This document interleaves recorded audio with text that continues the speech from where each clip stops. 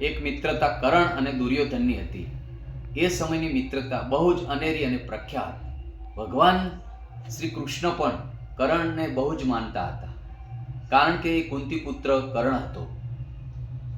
કરણ દુર્યોધન વગર ન રહી શકે અને દુર્યોધન કરણ વગર ન રહી શકે. આવી તો જેની મિત્રતા હતી, ભગવાન પણ કસોટી કરે છે. જ્યારે કરણ યુદ્ધમાં મૃત્યુ પામ્યો ત્યારે દુર્યોધન બહુ જ રોયો હતો અને બહુ જ રડ્યો. આવી તો મિત્રતા હતી. ભગવાન શ્રી કૃષ્ણના પણ આંખોમાં આંસુ આવી ગયા. વાહ કરણ, ધન્ય છે તારી માતાને. દુર્યોધનના પિતાશ્રી ધૃતરાષ્ટ્ર આંખે અંધ હોવા છતાં પણ અંધ હોય છે. એટલે જ કોઈએ કહ્યું છે કે મારું મારું કહે મહાભારત, તારું તારું કહે રામાયણ, અને તારુંય નહીં અને મારું નહીં શ્રીમદ ભાગવત.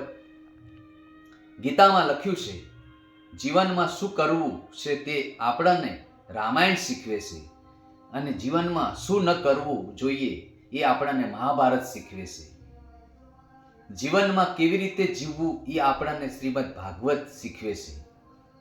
પરિવારને વિખરાય નહીં અને સુખ શોધવા નીકળે તોય વડીલ કદાચ સુખ મેળવી ન શકે. દોસ્તીનું મૂલ્ય તો દ્વારિકાધીશ દ્વારા જ થાય છે. બાકી 3 મુઠ્ઠી ચોખામાં બદલામાં 3 લોક કોણ આપે? જીવનમાં કોઈ પણ માટે કંઈક કરવાની તક મળે તો સારથી બનજો, સ્વાર્થી નહીં. દુનિયામાં સૌથી ભાગ્યશાળી એ જ વ્યક્તિ છે જેની પાસે ભોજનની સાથે ભૂખ છે અને પથારીની સાથે ઊંઘ છે, ધનની સાથે ધર્મ છે. દુનિયા સાથે આગળ વધવા પણ પોતાની સંસ્કૃતિ ન ભૂલવી જોઈએ.